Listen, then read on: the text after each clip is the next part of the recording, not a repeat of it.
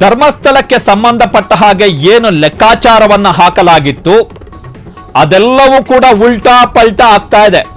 Site number 1ರಲ್ಲಿ 2 ಮೃತದೇಹ ಸಿಗಬೇಕಿತ್ತು, site number 2ರಲ್ಲಿ 2 ಮೃತದೇಹ ಸಿಗಬೇಕಿತ್ತು, ಸೈಟ್ ನಂಬರ್ 3ರಲ್ಲಿ 2 ಮೃತದೇಹ ಸಿಗಬೇಕಿತ್ತು, ಸೈಟ್ ನಂಬರ್ 4 ಮತ್ತು 5ರಲ್ಲಿ 6 ಮೃತದೇಹಗಳು ಸಿಗಬೇಕಿತ್ತು. ಅಂದರೆ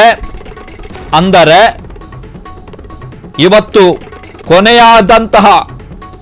ಕೊನೆಯಾದಂತಹ ಶೋಧದ ವೇಳೆಗೆ 12 ಮೃತದೇಹಗಳು ಸಿಗಬೇಕಿತ್ತು. ಈ ಲೆಕ್ಕವನ್ನ ಕೊಟ್ಟಿದ್ದು ಯಾರು ಅಂತ ಹೇಳಿದ್ರೆ ಸುಜಾತ ಭಟ್ ಪರ ವಕೀಲ ಮಂಜುನಾಥ್ ಇವರು ಮಾಡಿರುವಂತ ಪ್ರೆಸ್ ರಿಲೀಸ್ ಇದು. ಸೈಟ್ ನಂಬರ್ 1ರಲ್ಲಿ 2 ಮೃತದೇಹ ಇದೆ, ಸೈಟ್ ನಂಬರ್ 2ರಲ್ಲಿ 2 ಮೃತದೇಹ ಇದೆ, ಸೈಟ್ ನಂಬರ್ 3ರಲ್ಲಿ 2 ಮೃತದೇಹ ಇದೆ, ಸೈಟ್ ನಂಬರ್ 4 ಮತ್ತು 5ರಲ್ಲಿ 6 ಮೃತದೇಹ ಇದೆ ಅಂತ ಹೇಳಿ ಸೈಟ್ ನಂಬರ್ 4 ಮತ್ತು 5ರಲ್ಲಿ 6 ಮೃತದೇಹ ಇದೆ ಅಂತ ಹೇಳಿ ಇವತ್ತು ಸೈಟ್ ನಂಬರ್ 5ರವರೆಗೆ ಡಿಗ್ಗಿಂಗ್ ಮುಕ್ತಾಯ ಆಗಿದೆ. ಅಲ್ಲಿಗೆ 12 ಶವಗಳು ಸಿಗಬೇಕಿತ್ತು, ಶವದ ಇತರೆ ಕುರುಹುಗಳಾದ್ರೂ ಸಿಗಬೇಕಿತ್ತು, ದೇಹದ ಭಾಗಗಳಾದ್ರೂ ಸಿಗಬೇಕಿತ್ತು, ಮೂಳೆ ಆದ್ರೂ ಸಿಗಬೇಕಿತ್ತು, ಬುರುಡೆ ಆದ್ರೂ ಸಿಗಬೇಕಿತ್ತು, ಏನೋ ಒಂದು ಸಿಗಬೇಕಿತ್ತಲ್ಲಿ. ಇವರ ಲೆಕ್ಕಾಚಾರದ ಪ್ರಕಾರ, ಇವರ ಮ್ಯಾಥಮೆಟಿಕ್ಸ್ ನ ಪ್ರಕಾರ, ಇವರು ಕೊಟ್ಟಿರುವಂತಹ ಸ್ಟಾಟಿಸ್ಟಿಕ್ಸ್ ನ ಪ್ರಕಾರ. ಆದರೆ ಸೈಟ್ ನಂಬರ್ 1ರಲ್ಲಿ ನಿನ್ನೆ ಏನೂ ಸಿಗಲಿಲ್ಲ, ಸೈಟ್ ನಂಬರ್ 2ಅಲ್ಲೂ ಏನೂ ಸಿಗಲಿಲ್ಲ, ಸೈಟ್ ನಂಬರ್ 3ಅಲ್ಲೂ ಏನೂ ಸಿಗಲಿಲ್ಲ, ಸೈಟ್ ನಂಬರ್ 4ಅಲ್ಲೂ ಏನೂ ಸಿಗಲಿಲ್ಲ, ಸೈಟ್ ನಂಬರ್ 5ಅಲ್ಲೂ ಏನೂ ಸಿಗಲಿಲ್ಲ. ಇನ್ನು ಉಳಿದಿರುವಂಥದ್ದು 8 ಕಡೆ ಬಹುಶಃ ನಾಳೆ ಮತ್ತು ನಾಡಿದ್ದು 2 ದಿನ ಕಾರ್ಯಾಚರಣೆ ಮುಕ್ತಾಯ ಆಗಬಹುದು. ಜನ ಕುತೂಹಲದಿಂದ ನೋಡ್ತಾ ಇದ್ದಾರೆ. ಈಗ ವಕೀಲರೇ ಕೊಟ್ಟಂತಹ ಸ್ಟೇಟ್ಮೆಂಟ್ ಇದು. 12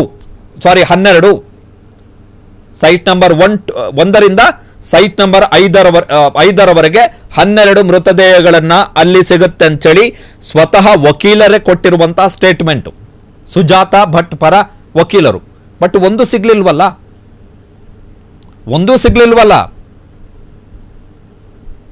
ಎಲ್ಲಾ ರಾಜ್ಯದ ಎಲ್ಲಾ ಮೀಡಿಯಾಗಳು, ದೇಶದ ಎಲ್ಲಾ ಮಾಧ್ಯಮಗಳು ಎಲ್ಲರೂ ಅಲ್ಲೇ ಇದ್ದಾರೆ.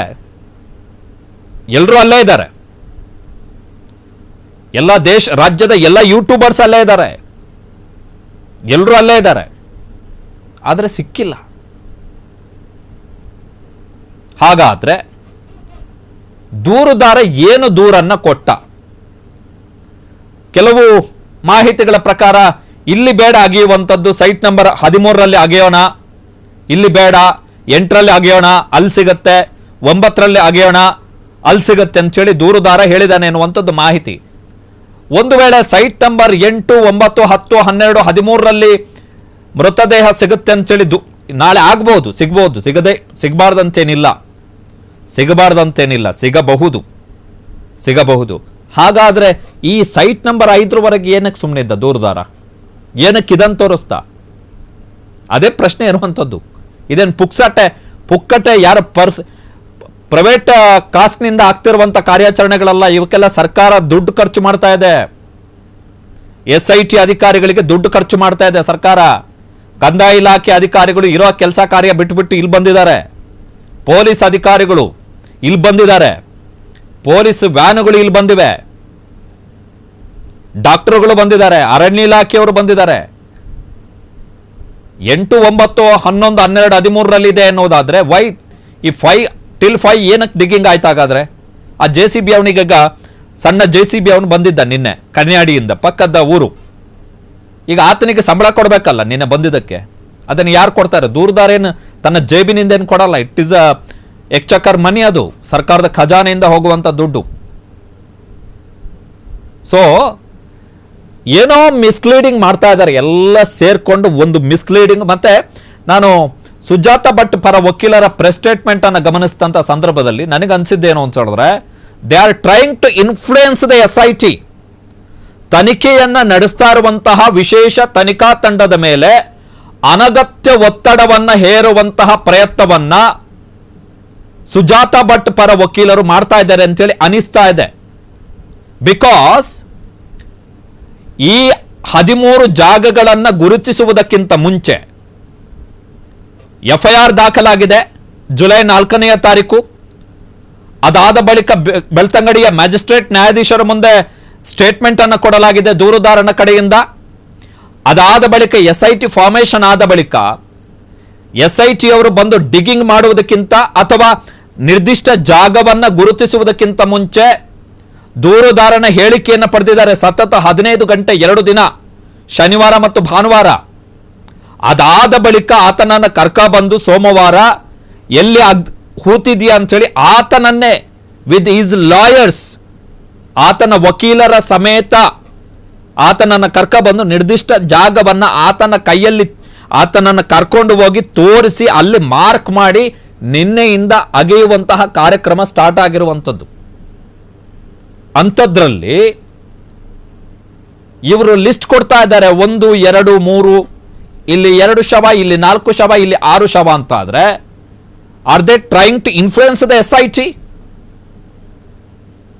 ಹಾಗಾದ್ರೆ ದೂರುದಾರ ಯಾಕೆ ರಾಂಗ್ ಮಾಹಿತಿ ಕೊಟ್ಟ? ಹಾಗಾದ್ರೆ ಬೇರೆ ಎಲ್ಲಾದ್ರೂ ಇತ್ತ? ಇವರು ಯಾಕೆ SIT ಇಂದ ಅಧಿಕೃತವಾಗಿ ಏನು ಮಾಹಿತಿಗಳು ಬಂದಿಲ್ಲ?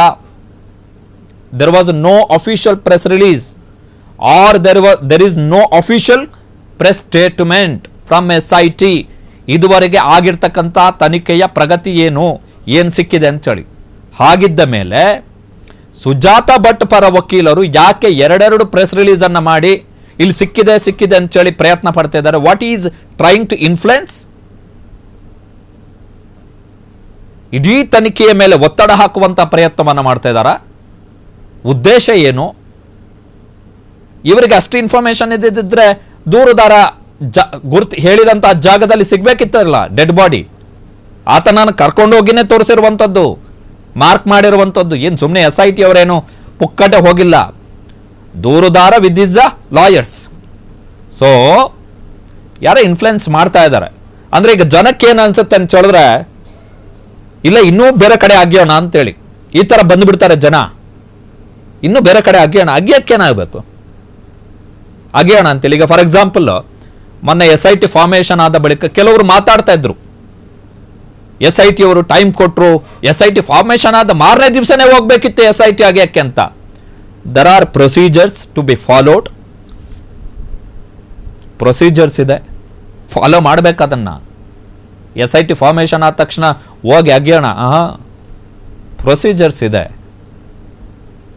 ನಮ್ಮ ಇಷ್ಟಕ್ಕಾಗ್ಲಿ ನಮ್ಮ ಕಷ್ಟಕ್ಕಾಗ್ಲಿ ಅಲ್ಲ, ಅದು ಪ್ರೊಸೀಜರ್ಸ್ ಇದೆ. ಅವೆಲ್ಲವೂ ಕೂಡ ಮುಂದಿನ ದಿನಗಳಲ್ಲಿ ನ್ಯಾಯಾಲಯದಲ್ಲಿ ವಿಚಾರಣೆ ಮಾಡುವಂಥ ಸಂದರ್ಭದಲ್ಲಿ ಅವೆಲ್ಲವೂ ಕೂಡ ಪ್ರಮುಖ ಅಂಶಗಳು. ಸೊ ಹಾಗಿದ್ದ ಮೇಲೆ ವೈ ಸುಜಾತಾ ಭಟ್ ಪರ ವಕೀಲರು ಯಾಕೆ ಈ ಸ್ಟೇಟ್ಮೆಂಟ್ ಅನ್ನು ಕೊಡ್ತಾ ಇದ್ದಾರೆ ಅಂತೇಳಿ ನನಗಂತೂ ಅರ್ಥ ಆಗ್ತಿಲ್ಲ. May be trying to influence SITಯ ಇನ್ವೆಸ್ಟಿಗೇಷನ್ ಏನಿದೆ ಅದರ ಮೇಲೆ ಪ್ರಭಾವ ಬೀರುವಂತಹ ಪ್ರಯತ್ನವನ್ನು ಮಾಡ್ತಾ ಇದ್ದಾರೆ ಅಂತೇಳಿ ನನಗಂತೂ ಅನಿಸ್ತಾ ಇದೆ. ಅವರೇ ಕ್ಲಾರಿಫಿಕೇಶನ್ ಕೊಡಬೇಕು. ಈಗ ಅವರು ಪಟ್ಟಿ ಮಾಡಿದಂತಹ ಜಾಗದಲ್ಲಿ ಯಾಕೆ ಡೆಡ್ ಬಾಡಿಗಳು ಸಿಕ್ಕಿಲ್ಲ ಅಂತೇಳಿ. ಕ್ಷಣದ ಸುದ್ದಿಗಳಿಗಾಗಿ ಫ್ರೀಡಂ ಟಿವಿ ಸಬ್ಸ್ಕ್ರೈಬ್ ಮಾಡಿ, ಲೈಕ್ ಮಾಡಿ ಹಾಗೂ ಫಾಲೋ ಮಾಡಿ. ಹೊಸ ಸುದ್ದಿಗಳ ನೋಟಿಫಿಕೇಶನ್ಗಾಗಿ ಬೆಲ್ ಐಕಾನ್ ಮೇಲೆ ಕ್ಲಿಕ್ ಮಾಡಿ.